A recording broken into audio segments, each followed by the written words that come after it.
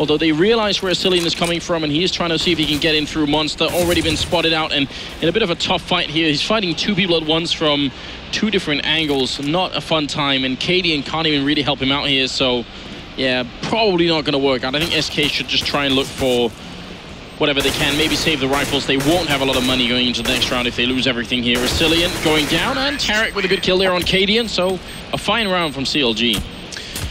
Yeah, a fine round. That's probably the best way to describe it. Still not as clean as it should be for a team like CLG, who do sometimes just show us glimmers of what they potentially can be, and we've seen them finding more and more success as of late.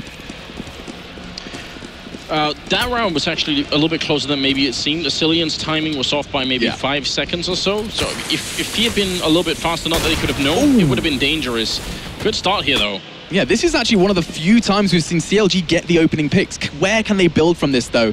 As maybe that slow style of play may benefit them here when they are playing from an advantage, though. Do you see the door swing open and Berry snaps your frag and get away with his life? Not too sure how CLG will be feeling about that one, but Hayes now in a grave, and SK starting to try and put their numbers in the right place. Yeah, I mean, a bit of a shame that Barry's down to 12 health, but actually SK played this. This is the right idea. If you're two people down, you kind of have to take a risk to try and get back into it. CLG, on the other hand, they should just try and group up and use the fact that they have the man advantage here. Talking of risks, look at niko's positioning. He has pushed up, and this is something that we haven't seen too much of from SK. And CLG making their whereabouts known with that utility. They must check this corner, otherwise niko could go absolutely huge. He's going to catch, he comes to 1, finds 2, this should be 2 kills, and it is going to be just that. As Cutler and JDM now have been left in a dire situation. It is a 2v2, but CLG, they started so damn strong. niko again! This man is on fire. Freeze watching from the sidelines and seeing niko just turn up. As it's going to be now JDM who has it all to do.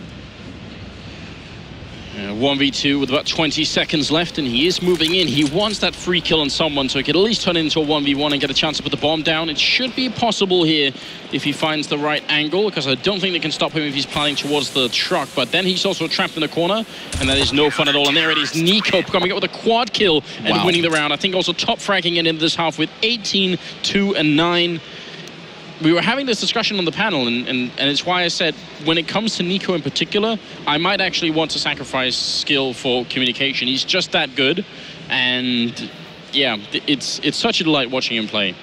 Yeah, it truly is, and he seems to be someone that has a very good read on the game. You talk about skill, part of that skill that I feel niko possesses is his reads.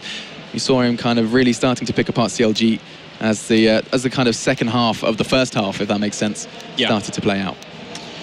12 and 3 is a bit of an overwhelming score. He's been left hanging here.